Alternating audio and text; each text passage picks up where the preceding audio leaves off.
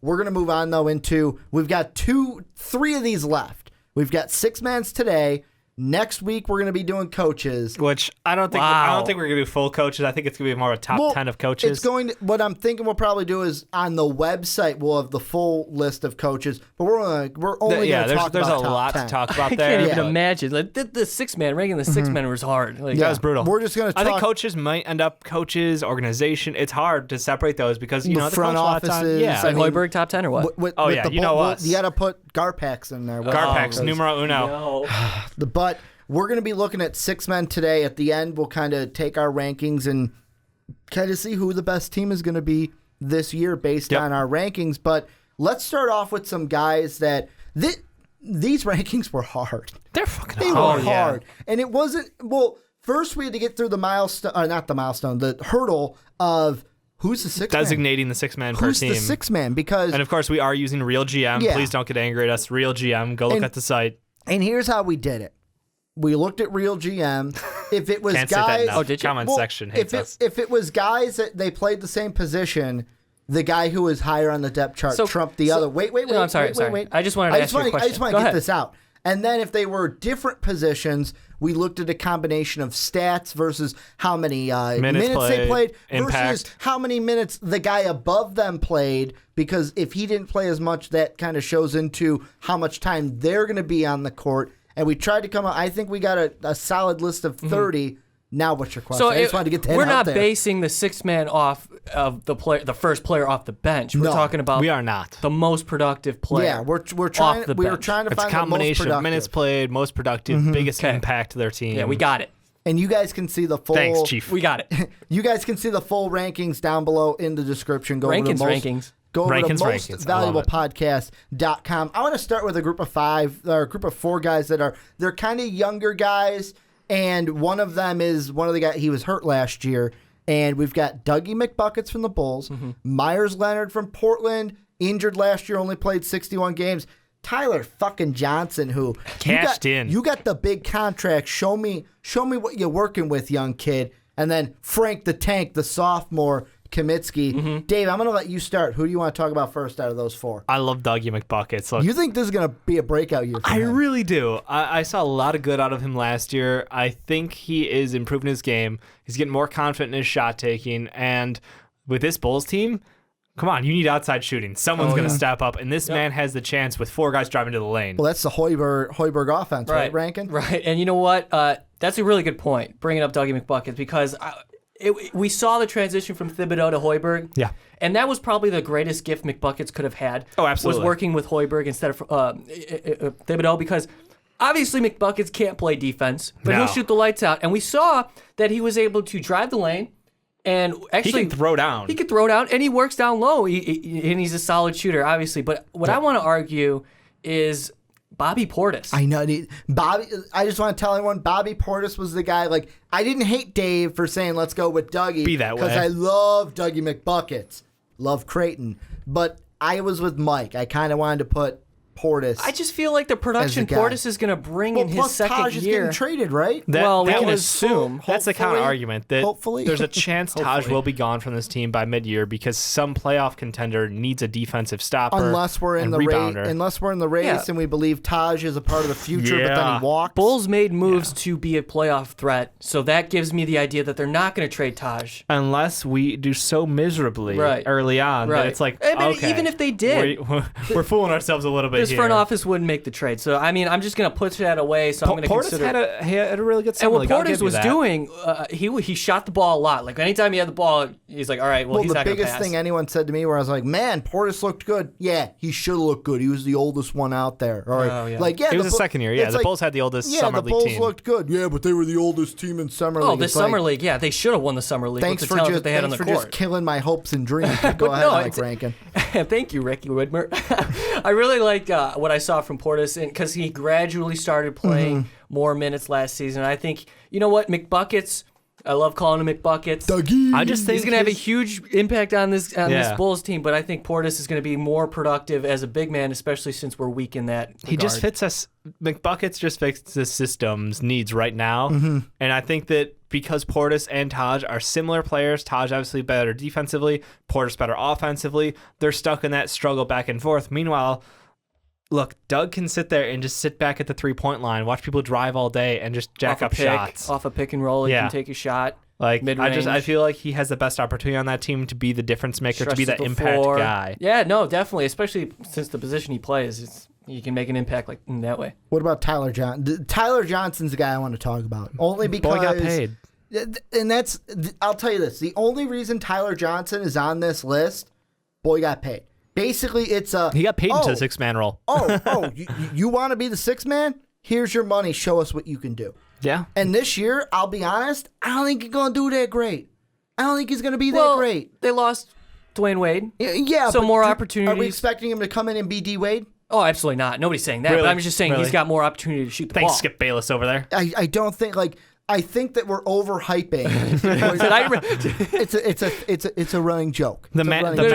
I just didn't understand the fact. I don't like the Dallas Cowboys, though. I actually don't like them. Yeah. Well, okay. I'll be your Shannon Sharp, I guess. Never mind. No, never. You don't talk enough like this to be Shannon Sharp. I tell you what, Ricky Widmer, I'll say this. Tyler Johnson right now. But back to Tyler Johnson. I just feel like the guy didn't start enough. The guy didn't play enough. Yes, he's going to play more with D-Wade not being there. I just don't think he's the answer. I think you overpaid because it's like, shit, wait, we're in a big dick contest with D-Wade. We're letting him walk because I get Pat Riley doesn't want to pay you for what you've done. It's what you're doing right now. But it's like, oh, shit, we can't lose this guy. Let's just give him the money. I don't know, man. I don't think that's the thinking there. I think Tyler Johnson showed enough last season to give – I mean, they wouldn't give him the money if he didn't earn it. But, conceivably, I mean, obviously. I don't know. Some other teams made some interesting moves with the funny money. But, look, Tyler Johnson, we've seen a little out of him. He looks like a confident player, and I think with the lack of offensive threats on that team, he has a good chance to get a lot of stat stuffing this year. Played in 36 games last year, averaged about 24 minutes off the bench. Yeah, that's pretty had good. About 8.7 points per game, 2 assists, 3 rebounds, shot just around 48% from the field and 38 from 3. That's the point. And now look at their stud steal of the draft, player that they got out there next to him. You talking about your favorite player? Your Winslow? Yeah, Kevin. He didn't play that well. He had a rookie season that I had him overhyped. And I'm not saying that the Heat are going to go anywhere this year. No, but I think Tyler Johnson's going to be able to put up a solid performance out there, and I think he's going to grow into this team better, perhaps, than Winslow. To me, I'm on the he's going to average obviously more than he did last year. Obviously, because he's going to play in more games. Yeah, I think his play time will probably instead of 24, it'll be up to 29. And look, I think he'll see more scoring opportunities because of Wade not being there. So he becomes that true spark off the bench for this team. They've got Whiteside who can take over down low. He is a freak of nature, but at the same time, you got Bosch also. So you got down low covered. Who Bosch said this week he's ready to go. I know. Goran Dragic, I love. Should he be, though? Yeah, I'm afraid for his life. He said he was good to go last year and the year before that. Of course he's going to want to play, but he says he's all good, he gets elbowed to the kidney, he's dead. Dragic is a machine, and all the talk out of Miami from them is that everybody loves to play with him. And I think that Tyler Johnson's going to benefit from playing with a veteran like Dragic. Before we move on, how about the last two really quick? Frank the Tank, a little bit lower on ours, but the one thing that's going to be interesting with him is how is he going to play without Al Jefferson next to him? Right, and I think that's a huge perk for him. I think we're going to see a lot more out of Frank this year, or the complete opposite, where he's just going to be he's exposed. He needs that guy in the paint because he's a floater out to the outside. I mean, they have Roy Hibbert. But can Roy Hibbert literally do the worst thing? Center in the NBA statistically? Let's have LeBron James go right to the fucking cup. Game 1 in Indiana. Let's just have him take home field advantage away. I know I'm going back. The man a couple disappeared. Of years. You remember how much of a stud Roy Hibbert was? Yeah, and then he went to LA. No, early with Indy. Before he disappeared in the playoffs and had that 0-0-0 performance. I think Kaminsky, he's either going to thrive because now he doesn't have Al there with him. They also got Spencer Hawes. I hate that man.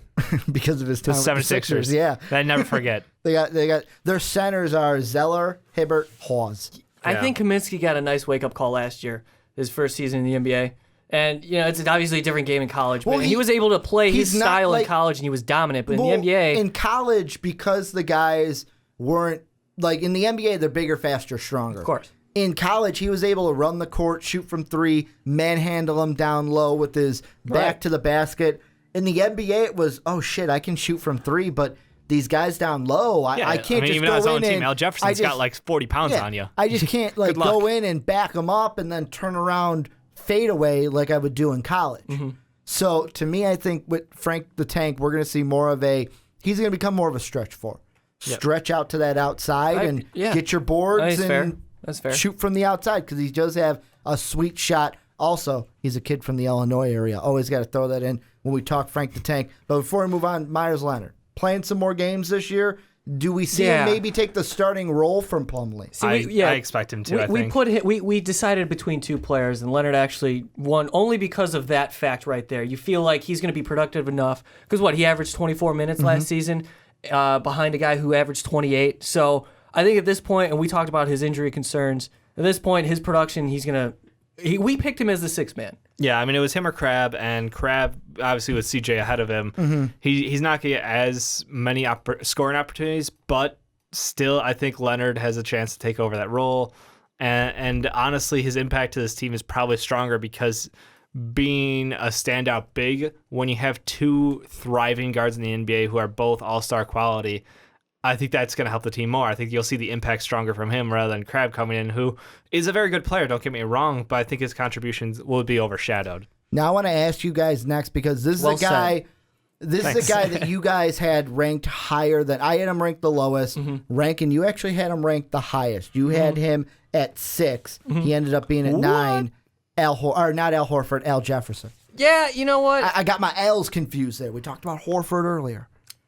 I don't know. I think I kind of went out on the limb on that one, to be honest. But I feel like Jefferson in a new system, what's the worst that can happen? Playing with the Pacers now, who are a pretty good team. They loaded up on veterans, savvy veterans who, I mean, if they can pull this shit off, fantastic job because they pretty much decided that, you know what? Paul George is there. He's right there right now. We got to make the move and go for it. And they loaded up, not with just Al Jefferson, but other guys like Thad Young. They went out and loaded up in the backcourt, getting better point guards. I think that Al Jefferson can come in and just do what he does and take over down low. Well, he doesn't have to be a guy he's not, especially on a team like this, like you said, where it was, hey, we know what we need. We just need that veteran come play for us. There's a comfort thing, too, obviously. Yeah. And plus, playing with all these great players, I mean, production's only going to increase. He might have a smaller role, but he can be more efficient at it. Yeah, as a sixth man, but he can just pick, like we're saying, he can just pick his area of expertise and really hone that.